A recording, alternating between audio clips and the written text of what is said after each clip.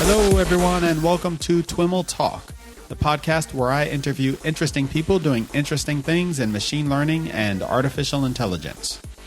I am very excited to share this interview with you. For this show, my guest is Xavier Amatriain. Xavier is a former researcher who went on to lead the machine learning recommendations team at Netflix and is now the vice president of engineering at Quora, the Q&A site. Xavier and I spend quite a bit of time digging into each of these experiences in the interview. Here are just a few of the things you'll learn from our discussion. Why Netflix invested $1 million in a Netflix prize, yet didn't use the winning solution. What goes into engineering practical machine learning systems anyway? The problem that Xavier has with the deep learning hype. And what the heck is a multi-armed bandit, and how can it help us? Of course, I'll be linking to the resources we mentioned in the show notes, which you'll be able to find at twimlai.com/talk/3.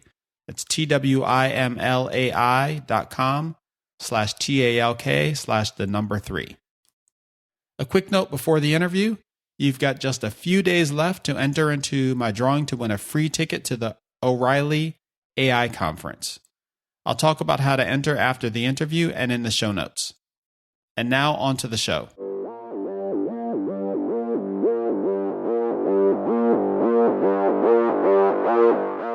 Hey everyone, I'm here with Xavier Amatriain. And Xavier, why don't we get started by, you're at Quora now. Why don't we have you talk a little bit about what you do there? Sure. So I'm at Cora. I'm the VP of engineering. So I lead the whole engineering organization right now. My background, though, is more in machine learning. Previously to Cora, I was at Netflix, and I was leading the machine learning recommendations team at Netflix. And even before that, I was doing research, and I was in academia. And my background, again, is on recommendations, machine learning, and so on. And I've published papers on that space for some years. So it's kind of interesting that somebody with this kind of background is now the VP of engineering of a growing company like Quora, where I need to deal with a lot of different concerns, not only machine learning, right? But it also tells you a little bit of story of what is important for Quora as a company, as a product. And that also aligns with some of the trends that we're seeing in industry, right? That more and more the machine learning AI people that used to be like closed in a room by a corner, and they were like the weirdos in the lab. Now they're having a lot more influence on decisions that are being made on how to design products and how to run companies. And in my case, that's probably like one of the reasons that I'm in this position now, leading the whole engineering organization. Because for us, machine learning, it's like a big part of our success and how we're growing. All right, so there's a ton in there, and we'd really like to get to know you a little bit better. So let's rewind a bit. You mentioned that you spent some time in academia. Yeah, how did you learn machine learning? Where did you go to school, and where were you working in academia? Yeah, that's a good question. So I'm actually kind of old for what you see right now, and I have a long history behind me, and I'm saying that because. When I did my PhD, which, by the way, I did it back in Spain. I'm originally from Barcelona, Spain. So when I did my PhD, I was mostly interested in signal processing, and particularly in signal processing and systems design related to audio and music. Actually, that's what my PhD was based on. And at that point in time, it was that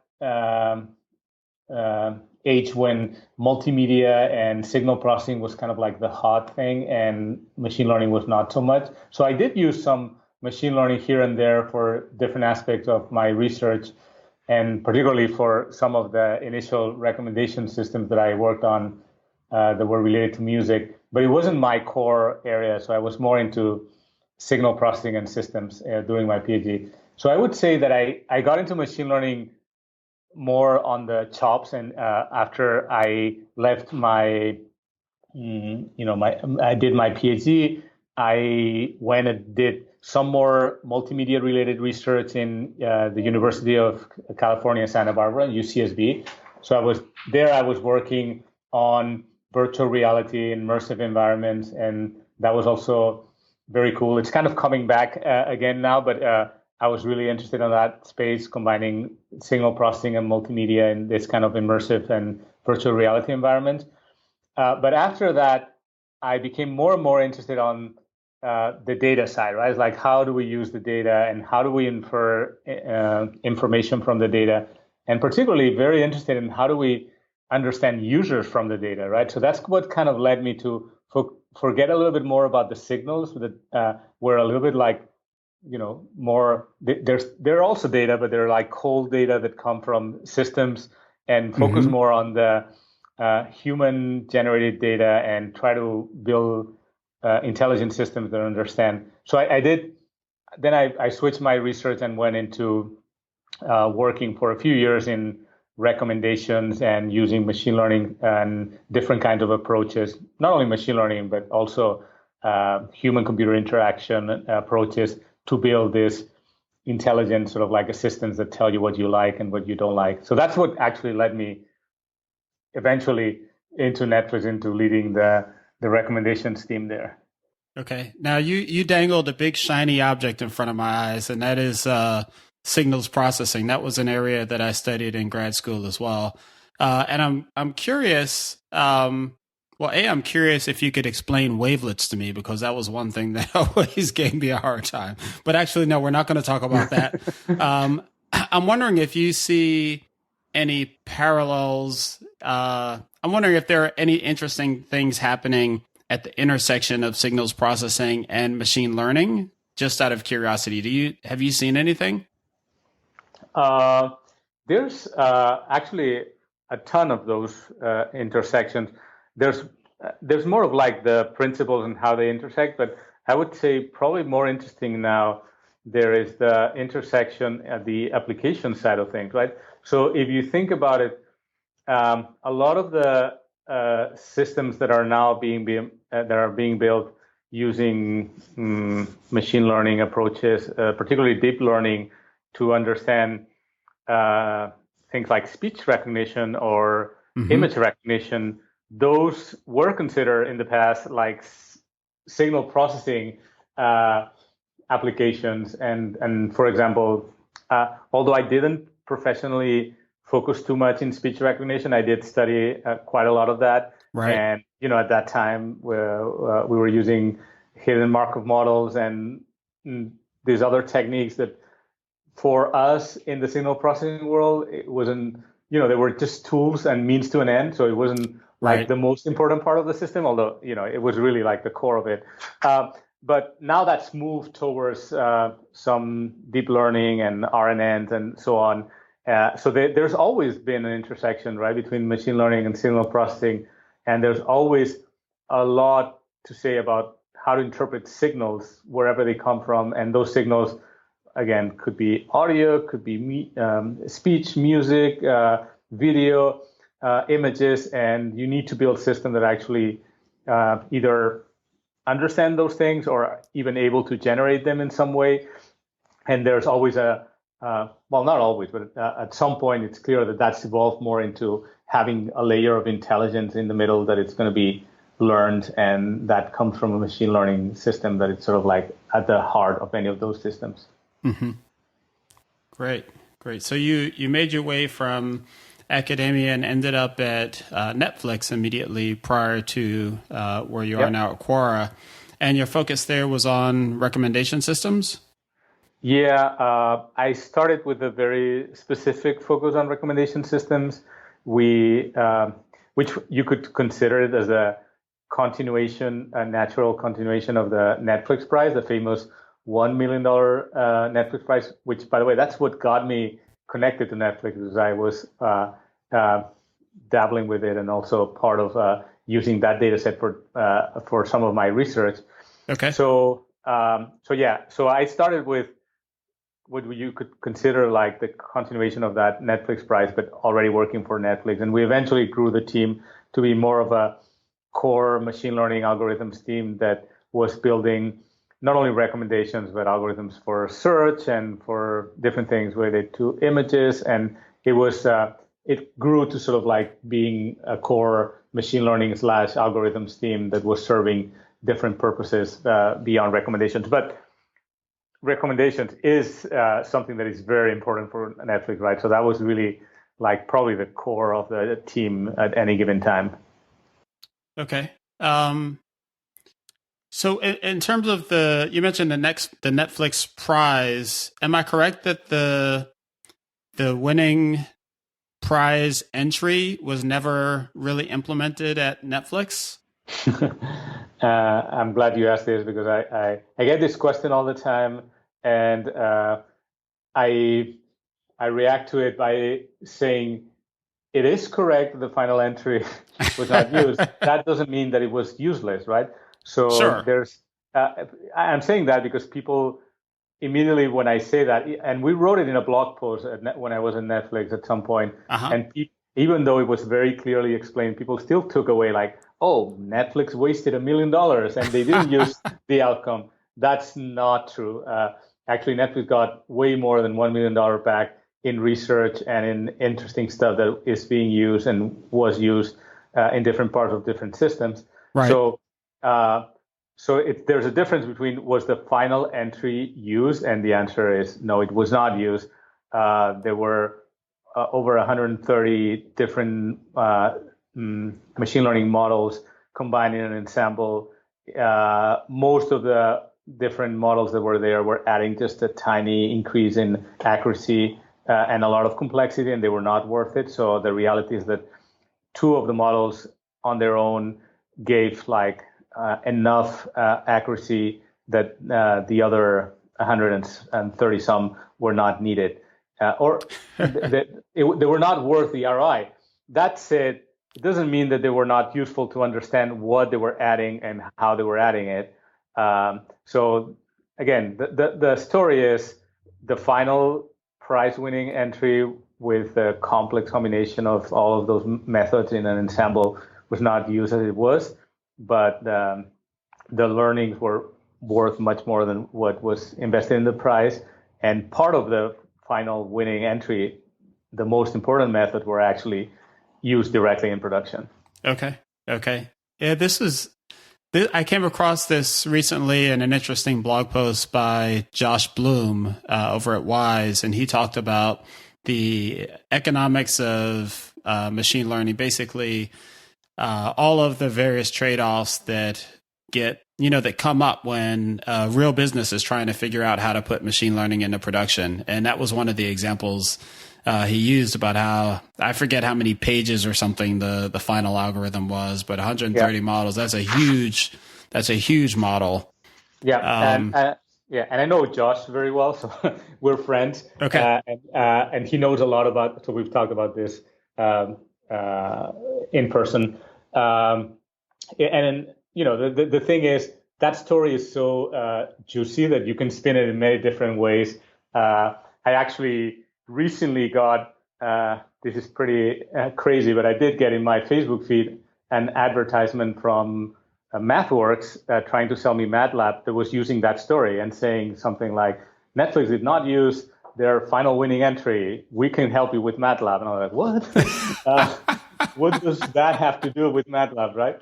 So I don't get where they're going at all with that. Well, I don't know, but that's the point is that the real story is yes, you do need to be concerned, and I'll always say the same. I mean, you need to be concerned about system complexity and about making sure that whatever you do in research is actually deployable and it's good to or easy to build engineering around it. But that's very different from saying that the Netflix prize was a waste of time or money. Sure. So can you maybe spend some time walking through some of the various factors, right? So you mentioned engineering time, and there's obviously like an implementability from a complexity perspective. There are going to be data aspects. There's computational, obviously. When you think about practical machine learning and the issues that, you're an engineering VP of engineering now, not a VP of machine learning research or something. When you think about, engineering these systems at large scale, what are the things that you need to think about? Oh, there's like a long list of things, and you mentioned a few of them. System complexity is one which actually spans into different sub areas and different concerns that relate to the system, to the complexity of the system. One of them, which is often overlooked, is simply cost, right? It's like if you can do something in a single machine, which I have this kind of infamous slide that when I show people, some people don't like very much, is I tell people that they can do probably almost everything they need to do in machine learning in a single machine. And I have reasons to say that. But the point is that if you add unnecessary system complexity, first of all, you're going to have a lot more cost. So you're going to have this now huge number of machines that you're going to have to maintain in a cluster or pay Amazon for AWS cost. Right. So that's one, and it's probably obvious, and it's probably not the most important. The most important one is system complexity reduces your speed of innovation. And if you have a system that is really complex from the get-go, innovating on it becomes like a huge pain, right? Because then I'm trying to tweak something, and it turns out that something is just one of the 10,000 knobs that are in the system, and it's hard to know what it did. It's hard to understand whether it improved things. And if you keep your system as simple as possible, as long as possible, your innovation is going to improve and your innovation speed, because you're going to be in a much better position to then change things dramatically, improve them, understand what you're doing and what is improving. And at some point, you need to add complexity. There's no way around it. It's like complexity might add enough improvement, either in accuracy or basically in whatever metric you care about, that it's worth adding. But the problem is you don't want arbitrary complexity from the start, because that midterm and long term is going to impact. You're going to end up in a local optimal, so to speak, and you're never going to reach that global one that you would be getting if you keep your options simple as much as possible. Interesting. To me, the thing that it brought up was the notion of technical debt that's typically applied to code, right? Code debt. Have you come across anyone that's thought this through in terms of algorithmic debt? Oh, yeah. There's this interesting paper that was published, actually originally was published in a workshop that I co-organized in NIPS, and it's called a high interest credit card of machine learning debt. And it's a very good read. It's by a couple of authors from Google, by the way, so they know what they're talking about in terms of machine learning debt. It's something that it's been discussed again, even in papers, right? So it's something that any organization will face at some point, and it's something that it's really important, and it's really important at many levels, not only at the level of the system itself, but also, and I would go further, that's part of sort of like the core of the machine learning algorithmic design, right? It's like it's Occam's razor principle of, if you have a possibility of choosing between two things, always choose the simplest one. And part of the reason is because you want to minimize your debt as long as possible and only make things more complicated when they really need to be, and they're adding up enough. So that goes back to the lesson learned from the Netflix prize. It's like, yeah, sure, you can go for the more complex solution, but is the delta in improvement that is adding worth the huge increase in complexity? And many times the answer is going to be no. That's an interesting segue to one of the topics that I wanted to chat with you about. You recently tweeted about a natural language processing course, and the hashtag you used was no deep learning. And you, across a number of your public appearances, you've maybe developed a little reputation for Mr. Hashtag no deep learning. And of course, I'm being artificially controversial here. Yeah, I understand that this is, it's a tool in the toolbox. But some of our earlier discussion about system complexity, I think, is one of the issues that you have with deep learning. Maybe walk us through, what your position, how you think of your position on deep learning, and why you bring it up. Interesting. When I talk about deep learning, I always start by having a few slides in my presentation that explain how deep learning works, right? So I want to get that out of the way and say, hey, I know that deep learning works and it's great for a few things. Actually, particularly for natural language processing, I think that it's getting to a point where it's the default tool for many things, and it's great. So the reason I was using the hashtag is just to warn people that if they were looking for deep learning, it wasn't available in that course. So I think it's very important for people to understand what is the right tool for the right task. And for example, we use deep learning at Quora for several things, right? We have a lot of text, and going back to the NLP example, there's many things now in text processing that RNNs are, they're actually the simplest solution there is, because you can find some of this ready available open source toolkits that have already been trained, and you can even use the model as it is. You don't even need to have your own data set, or then you can retrain it. But basically, it becomes simple enough that could be your default approach to an NLP task that you have at hand. But that's very different from saying that that's equally true for all machine learning applications. And you need to understand, what is the complexity you're paying for defaulting to machine learning for everything you have. And I've seen a couple of examples recently where I think we're, in a dangerous situation where a lot of people, especially more junior researchers or engineers, that they've come into industry right at the cusp of the deep learning bubble or wave or whatever we want to call it. And their mind goes straight into deep learning as the default solution for anything. And I've seen cases where I've had engineers in some companies tell me, hey, I'm using this TensorFlow architecture on a problem where I have 10,000 examples and 30 features, and I want to ask you a question. And my answer, why are you doing this to yourself, right? I mean, if you have 10,000 examples and 30 features, do you really think you need a deep learning model with a bunch of layers? And most of the time, the answer is no.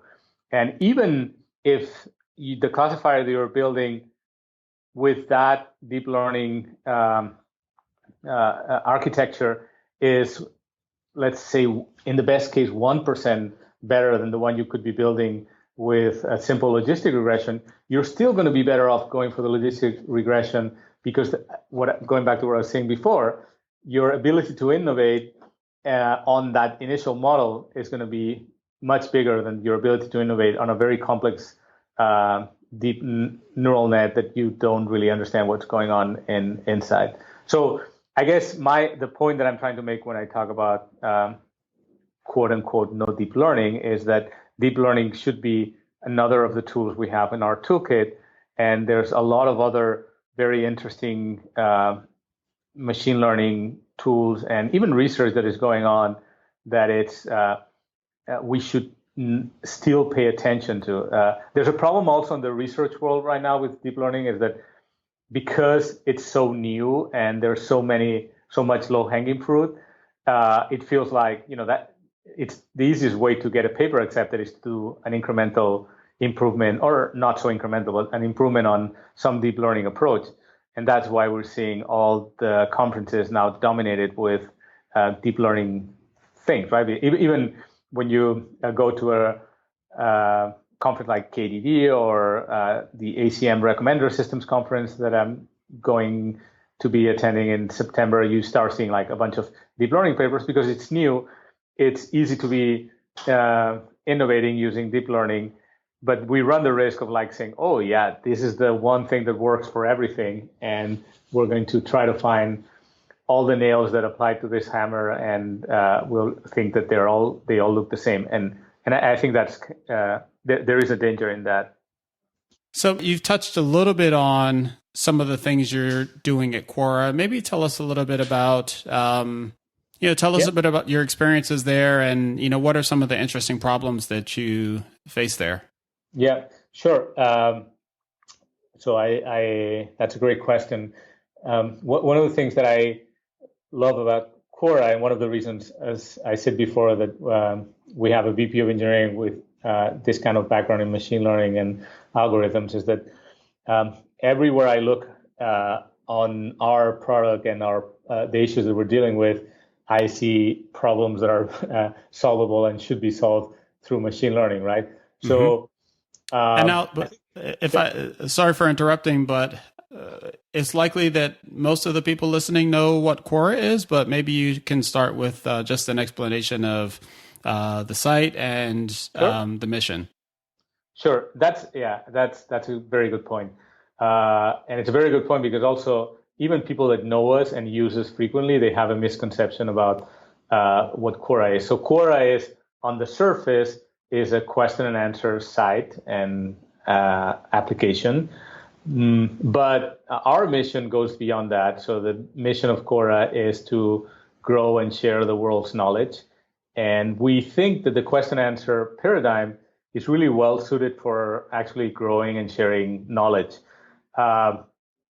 Just to give a different example of the only other quote unquote company that has a similar mission, which would be Wikipedia. Wikipedia also believes in spreading or growing the knowledge, but they believe in the encyclopedic format, and that leads to a bunch of different product decisions, of course. So we feel like question answering and a broader notion of what knowledge is. So Wikipedia is about factual knowledge. We think that, for example, an expert opinion is also knowledge and should be included in any knowledge base. So all of that defines our decisions. And using question answer for now is working really well, and we think it's the ideal vehicle, but we are not close to trying different things. And actually, we do have even different things as of today in our product that enable that knowledge growing and knowledge sharing. So another way to look at and to understand Quora is the different sort of like networks that overlay in the product. So we do have obviously a knowledge network and even another one that is a topical network. So we have entities of knowledge that are connected to each other, topics that are related to each other. And then on top of that, we add the social aspect, right? So then we have people, and we have people that are connected to other people, and we have people that are connected to topics and to knowledge entities. And this sort of like different overlays of different graphs at different levels and the different connections between them is what makes the whole data problem very exciting, because we have a lot of applications that cross the different networks in different directions. And we have, for example, algorithms that are purely on the content space, and they tell us how good is the quality of a given piece of content. We have other algorithms that tell us how likely is a person to answer a question on a given topic.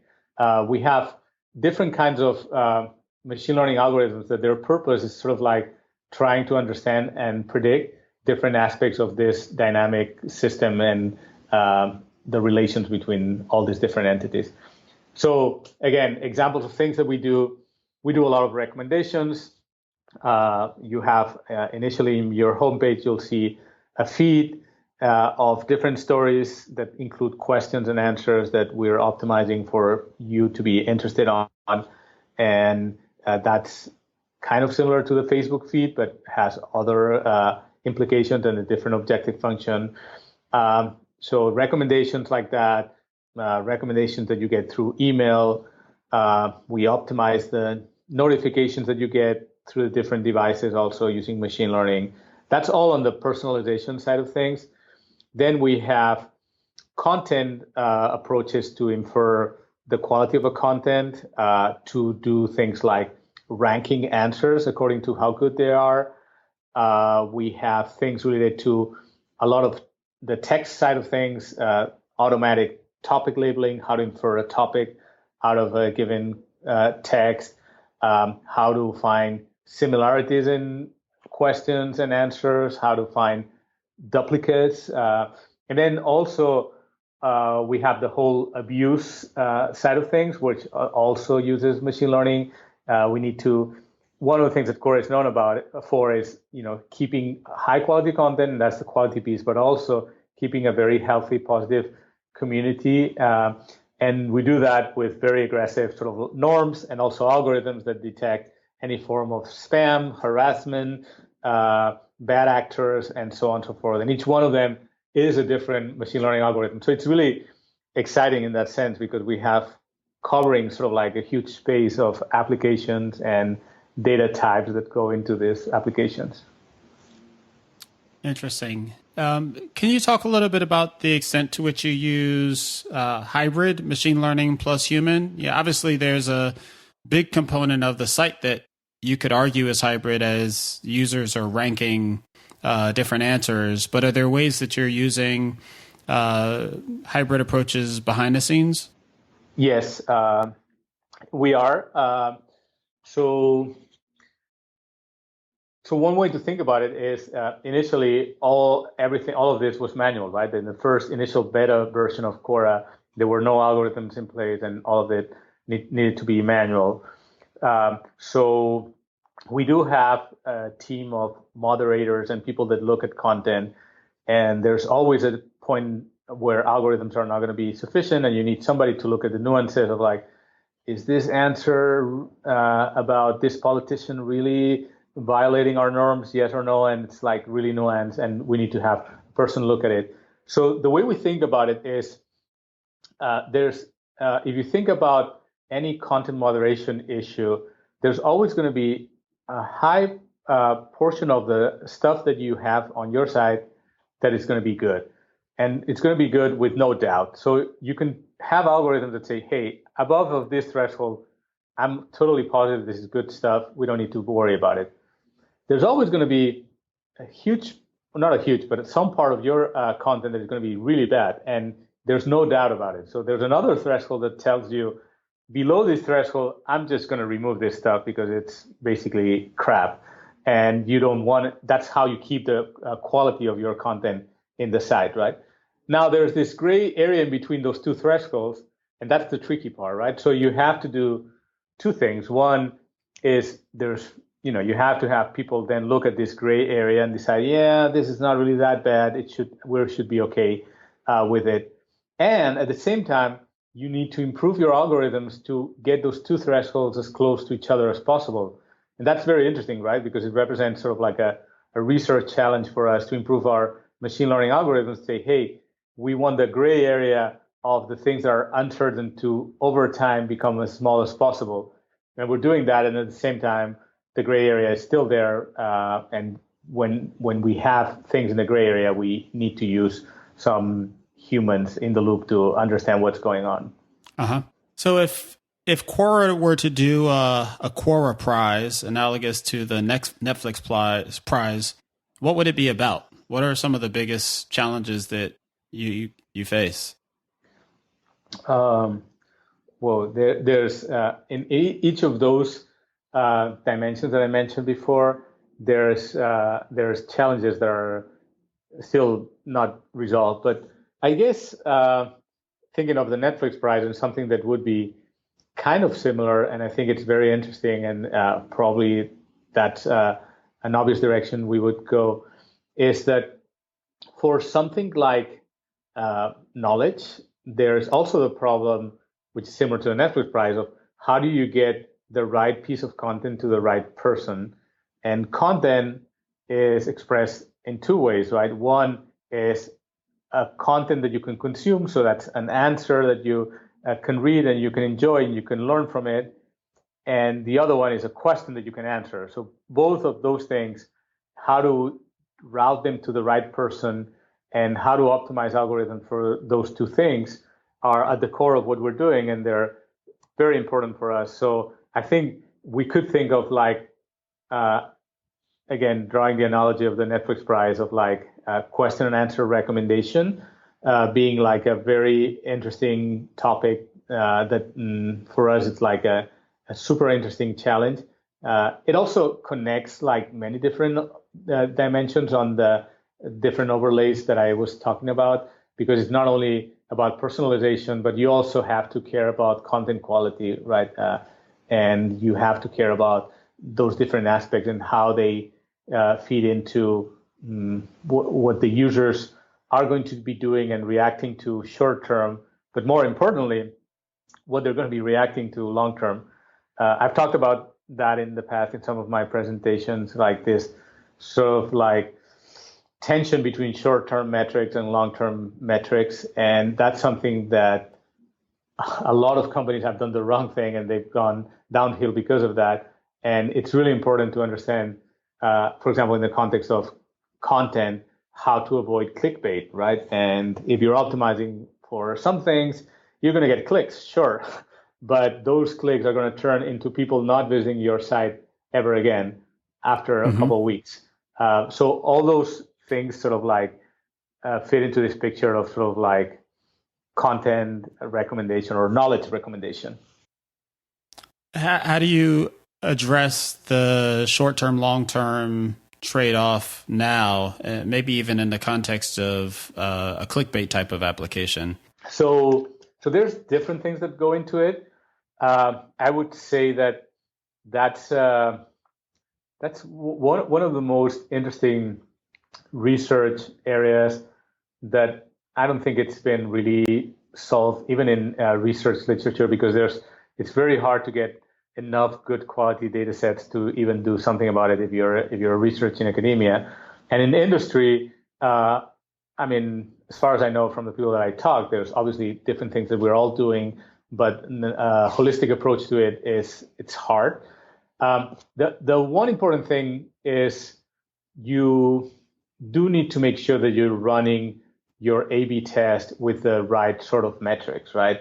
Because at the end of the day, you can be optimizing whatever you want in the lab and say, it's a ranking problem. I'm going to be optimizing NDCG.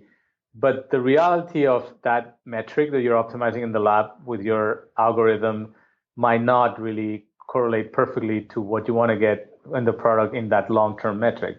So first, you need to make sure that whatever you tune in the lab, you run A/B tests long enough term with the right metric to understand like what is the what are the effects that whatever you're doing have on the users, and then you kind of work backwards from that, right? Once you have the right metric on your A/B test, if I do this, my users end up not coming back after 2 weeks. What did I do?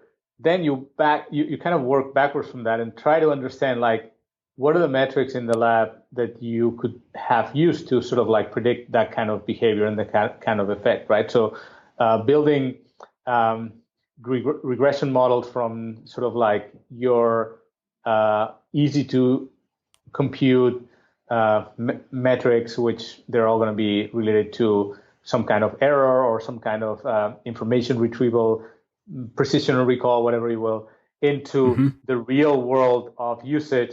I think that's very important. And then there's a ton of other things that you can do once you understand those dynamics and trying to define your training set in a way that actually defines the problem in the right way.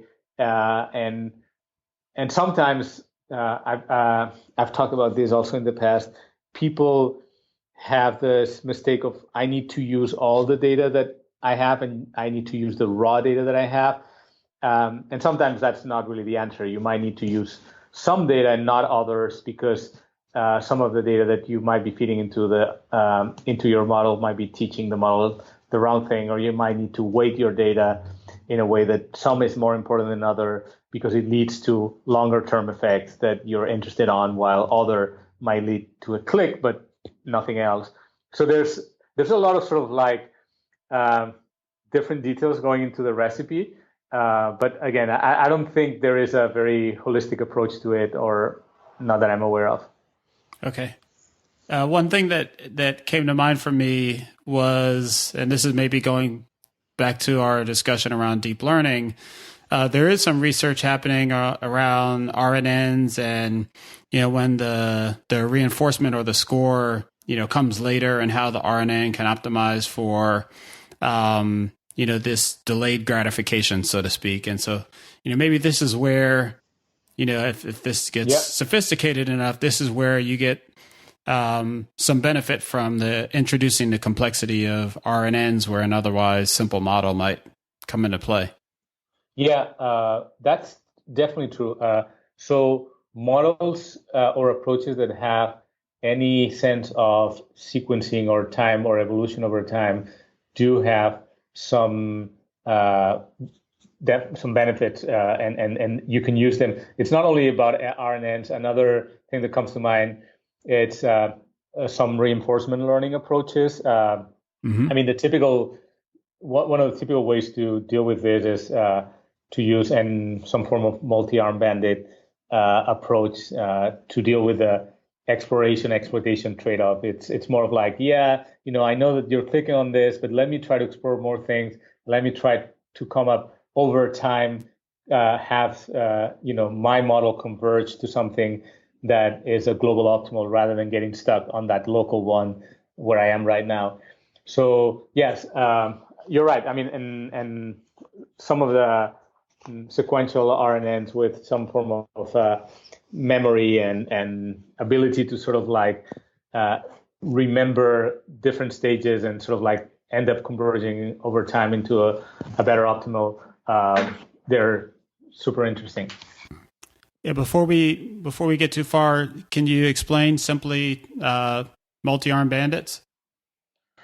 Yeah. So the idea is pretty simple. I mean, multi-armed bandits comes from this notion of you have the typical image that people use is the slot machines in a casino. You imagine that you go into a casino and you have 10 slot machines in front of you, and you don't know which arm you should pull. That's where the multi-armed bandits come from. And you start trying one and say, oh, this one is giving me some interesting prices, but should I try another one? Because maybe the one that I have next to me is actually better than this one. And how to deal with this dilemma of, out of multiple arms that you could be pulling, there's some that you have more information about, and with a degree of certainty how well they're doing. And there are others that you don't really know anything about them. Should you risk yourself and go into the ones you don't know anything about them, or should you just stick to the one that kind of works, but maybe it's not the optimal one? So I think that's the whole point of the multi-armed bandit approaches, is like they try to define a way in which you can have an optimal policy to deciding whether you should continue pulling from the same arm or you should go to a different one. And there's a lot of literature on this, and you can read about it. And I usually joke about it. There's a lot of literature about multi-armed bandit, but there's only one that actually works in practice. But I don't know if I want to give that away. I mean, it's pretty well known in industry that Thompson sampling is the easiest and sort of like more practical approach to multi-armed bandit. So I think that I'm not giving too much away by saying that. So what are you finding most exciting about machine learning right now? Obviously, there's a ton of things going on. There's deep learning stuff. There's the work that's happening around bots. There's applying deep learning to NLP. Like, given everything that's going on, like what's the most exciting, and do you get to apply that in your work? And what's the most exciting thing that you're actually working on? So I think the most exciting thing for me, it's almost a non-technical thing. It's more of this thing coming from society as a whole, that it's accepted as a given that machine learning and AI is inevitably part of making a better future. Right. And I think, there are still sort of people that will argue about dangers and about robots taking over and so on. But I think generally speaking, society is convinced and it's pretty much, all bought in, self-driving cars. A couple of years ago, people thought we were crazy about self-driving cars, and now they're already being tested with people riding in them. So I think this sort of like change in society and in mindsets and people realizing that, machine learning is not really evil. It's a tool. It can be used in my benefit, and it's something that I expect things to have. So not very long ago, seeing something that was an algorithm or machine learning was like, whoa, what's going on? I'm losing control. This is not something I like.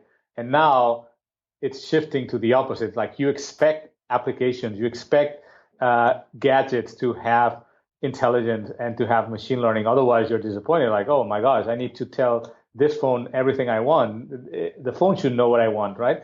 So I think that's a very, very interesting shift, and it kind of connects a lot with some of the things we're doing at Quora, right? At Quora, we are very user focused, and we want to keep this warm feeling of you're in the community, you're sharing knowledge. This is very important for you. It's very important for the people, but you're going to be surrounded by all these different algorithms that make your life much better, and they protect you from bad people, and they protect you from horrible content that you don't want to read, and they help you get your content to the right people that want to read about it, and they're going to be helped by it. So this combination of sort of the warmth of community, social aspects, and knowledge, but also surrounded by all these different algorithms in a seamless way, I think that's super exciting, and it's something that you need to strike the right balance. But it's something that just a few years ago we wouldn't have thought about, because again, algorithms were this cold, evil thing that you kind of like wanted to stay away from. So I think that's a very interesting trend, and something that I'm excited about. Mm-hmm. Mm-hmm. We're coming to the end of our time, but I've got a couple more quick questions for you. The first is, you go to a lot of conferences. What are your favorite conferences in the space? I wouldn't say I go to a lot of conferences. Unfortunately, especially now, since my time as a VP of engineering is pretty precious and I don't get that much time. There are some conferences that I have ties for a very long time, and I keep going to them because I'm very interested in the content, but also I'm interested in the community. Right. One of them is a small conference, actually. It's the ACM Recommender Systems Conference. That's a conference that is purely focused on personalization and recommendations. And I helped start the whole thing. I was the general chair for that in 2010 back in Barcelona, and I kind of keep in touch. One of the interesting things about this community, which I think is a little bit similar to, for example, KDD, is that it's a very diverse kind of audience, and you don't get the pure machine learning NIPS audience. Everyone focused on the algorithm and squeezing 1% more or less RMSE or MAE out of their algorithm. There's a combination of algorithms, but also application and then user-oriented research, which I think connects to the vision that I was saying, right? This connection between user orientation and algorithms, it's very interesting. So the ACM Recommender Systems Conference, which, by the way, is happening in Boston. If anyone is listening from Boston or wants to travel there, this year is in the US, and it's going to be super interesting. And when is it? It's coming up, right? Yeah, it's in September 15th. So in a few weeks, we're going to be there. And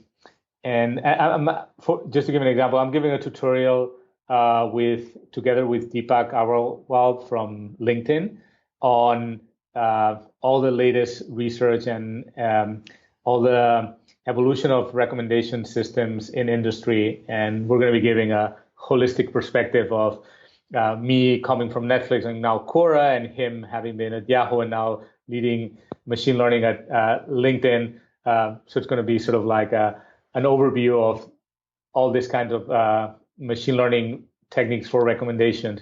So that's an example of a small focus conference, but also with a very broad audience, which I kind of enjoy. KDD, which just happened to be in San Francisco recently. I like the community a lot, and I think I can find a lot of very interesting approaches and applications. I usually, I'm very application driven in my approach to machine learning. So okay. Although I will read all the papers, or not all, sorry, some papers from NIPS and ICML, I tend to go to more sort of like application driven conferences, and there's also a lot of small conferences that are organized now that are kind of local and focused on the industry side of machine learning. MLConf is one that comes to mind that I attend regularly because I find the audience to be very interesting and very engaging, and it's a lot of practitioners from industry mixed together with a bunch of researchers, and that intersection, I think it's really interesting. Mm-hmm. Great. And then one more question that you're in a particularly good place to answer for us, and that is, who are the people to follow, the machine learning folks to follow on Quora? Oh, that's a great question, but we have a lot of them. So we've been doing actually a very strong push for this product feature that we have, which is sessions, which is similar to an AMA. And we brought in, I would say, like all the top machine learning researchers to do some session in the past. We've had people like, most of the deep learning folks like Jan LeCun and Joshua Bengio. We've had Andrew Ng. We've had Peter Norvig. We've had a lot of different researchers, and I would say most of the authors of the famous machine learning books, like Kevin Murphy from Google and so on. Or we had Ian Goodfellow, the main author of the deep learning book, also recently. So there's like a good, I would say, 50 people that you would follow. We've also had people that lead machine learning in different companies like Amazon. We have my friend Ralph Hurwitz from Amazon, or Joaquin from Facebook. So there's like a huge machine learning community in Quora that is very active and very strong. So it's one of our strongest areas right now. So I would recommend people who are interested in machine learning. There's like a ton of knowledge there and growing. So yeah. Great. Well, Xavier, thank you so much for spending the time with us. I learned a ton, and I'm sure the folks that listen will as well. Anything you'd like to leave us with? No, thanks for having me, and it was great to share a little bit of that knowledge in this different format, which it's also a way of spreading knowledge, and I look forward to interacting with people, especially on Quora. I myself write a lot of different answers on different topics, including machine learning. That's a good point. Before we go, where can folks find you? How can folks engage with you? I'm pretty public on Twitter. As you mentioned, you had seen a bunch of my tweets. So they can find me on Twitter on Chamat, Xamat, or on Quora. I'm also very active. So you can follow me on Quora and message me there. I usually keep a very active public profile. So it's not hard to find me. And I have a pretty weird name and last name, so it's like it's hard to go into the wrong direction if you Google my name. Yeah. All right, great. Thanks so much, Xavier. Yeah, thank you, Sam. All right, everyone, that's it for today's interview. Before we go, a reminder that This Week in Machine Learning and AI and O'Reilly have partnered to offer one lucky listener a free pass to the inaugural O'Reilly AI Conference. which will be held at the end of September in New York City. You can enter via Twitter or the TwimlAI.com website by doing one of the following 3 things. The preferred way of entering is via Twitter. Just follow @TwimlAI, TWIMLAI, and retweet the contest tweet that I'll pin to the account and post in the show notes. Do those 2 things and you'll be entered. If you're not on Twitter, you can sign up for my newsletter at TwimlAI.com/newsletter and add a note, please enter me in the additional comments field. Finally, if you're not on Twitter and you aren't interested in the newsletter, no problem. Just go to the contact form on TwimlAI.com and send me a message with that form using AI contest as the subject. The drawing will be open to entries through September 1st, and I'll announce the winner on the September 2nd show. Good luck and hope to see you in New York. Thanks again for listening.